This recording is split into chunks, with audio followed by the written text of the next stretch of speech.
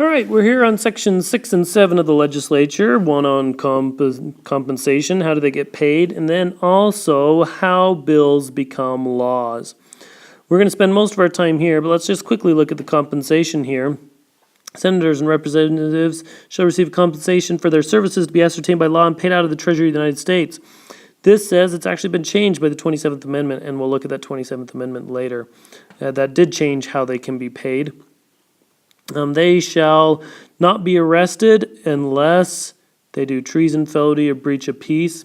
So they shall be privileged from arrest during their attendance of the session. So they can't be like arrested for, too many traffic tickets if they're in session of Congress, because they didn't want things like that happening. They wanted them to stay there to be able to vote. And in going to and returning from the same, and for any speech or debate in either house, they shall not be questioned in any other place. So yeah, they can't be arrested for little things while they're in session of Congress, just so that they can stay and vote.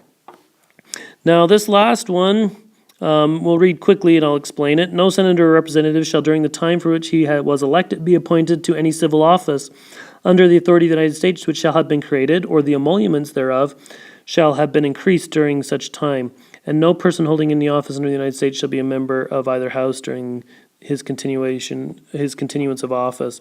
So that just means you can't have a government job while you're a senator, and you can't ever have a government job if you were a legislator and gave a raise or created the job. So what they wanted to make sure is that senators didn't go in and create jobs for themselves and then give themselves fancy jobs. So you can't have a government job if you were a representative and you created it or ever gave it a raise. And if you have a government job, you cannot be elected to be a representative because they're afraid you're just going to give yourself raises. So that's some things on compensation. We'll talk about that a little bit more when we talk about the 27th Amendment. But now, looking at how bill becomes a law. We'll read this through and then we'll discuss it. So all bills for raising revenue, so these are taxes, right? So taxes shall originate in the House of Representatives. So the Senate can't start tax bills. The House has to. But the Senate may propose or concur with the amendments as on other bills. So the House starts the tax bills. However, the Senate can, change things and see if the House of Representatives likes it. But all tax bills have to start with the House of Representatives, and that's because it's the people's money, and they wanted it to start with the group of people, or the representatives that were closer to the people. Now, every bill which shall have passed the House of Representatives and the Senate, so it has to pass both, shall, before it become a law, be presented to the President of the United States.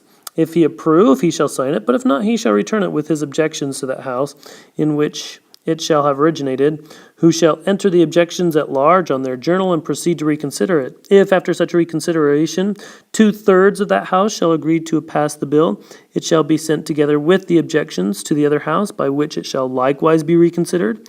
And if approved by 2/3 of that House, it shall become law. But in all such cases, the votes of both houses shall be determined by yeas and nays, and the names of the persons voting for and against the bill shall be entered on the journal of each house respectively. If any bill shall not be returned by the President within 10 days, Sundays excepted, after it shall have been presented to him, the same shall be a law, in like manner as if he had signed it, unless Congress by their adjournment prevent its return, in which case it shall not be a law. All right, did you get all that? That's how Congress makes laws. Now let's explain it just a little bit here. I'm going to move this over so I have some space to write. Basically, let's look at the pathway of how things become a law. First of all, you have to have a bill. Come on, pen. There you go. A bill. And a bill is just a proposed law. Now, I am going to use some abbreviations on my drawing here, so just bear with me. A bill has to either start in the House of Representatives or in the Senate. Now, if it's a tax bill, tax bills have to start in the House of Representatives. Now, they vote on it, and what does it take? It takes 50% So a majority, actually just over 50%, so 51, I guess, right? So let me put a little greater than. That's a greater than sign. Greater than 50%. If greater than 50% pass it, what do? They send it to the other house. So if the Senate passes it, it goes to the House. If the House passes it, it goes to the Senate. Now, what happens if it's not passed by 50% in this first one? If either the House of Representatives or the Senate doesn't pass it by 50%, then the bill is dead. If they don't pass it, it dies. That's my dead bill. I guess it should be sad. Man, these are like the worst drawings ever. I hope you get this. All right. So if the House passes it by 50% or the Senate passes it by more than 50%, it goes to the other one. Now, what do they have to do? Now, when it goes to the other one, they also have to pass it by more than 50%. If they fail, if they don't pass it by 50%, what happens? It dies.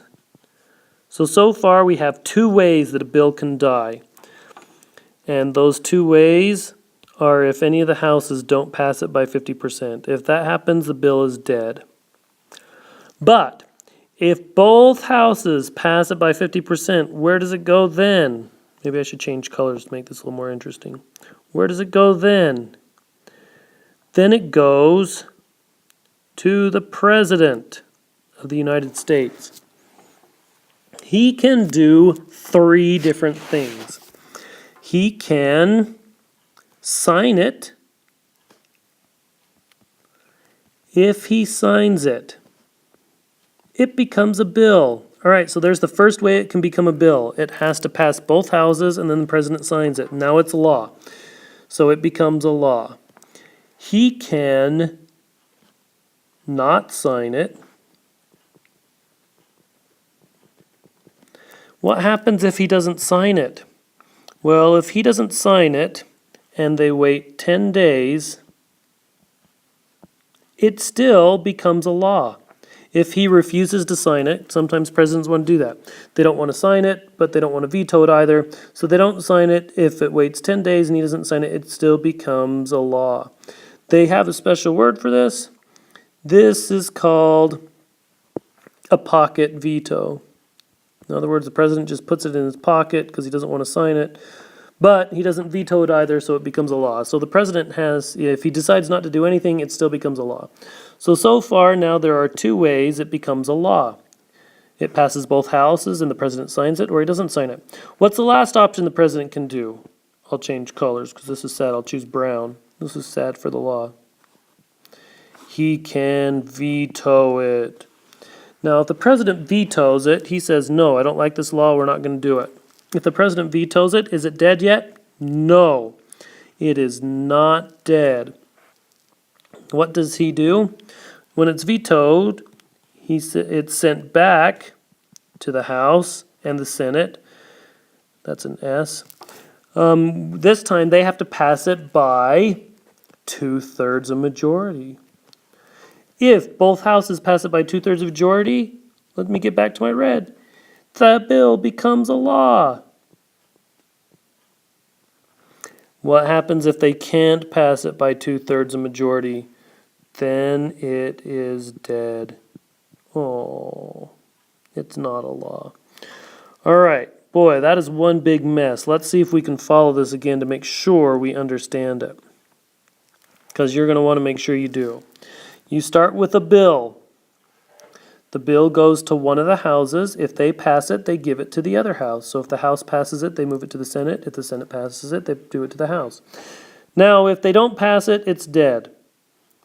When they pass it, if they do pass it, it goes to the other house. If they don't pass it, it's dead. So far, two ways it can die. Shall we count these?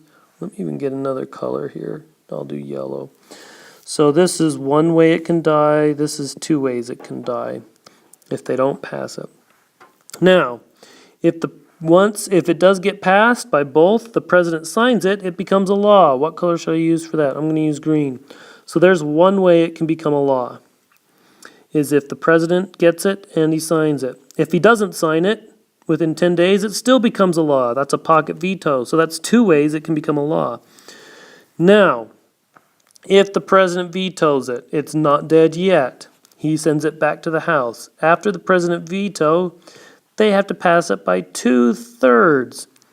If they pass it, that is the third way it can become a law. So those three ways it can become a law. If they can't pass it by 2/3 a majority vote, then it is dead. Oh, wrong color. It's yellow, I forgot.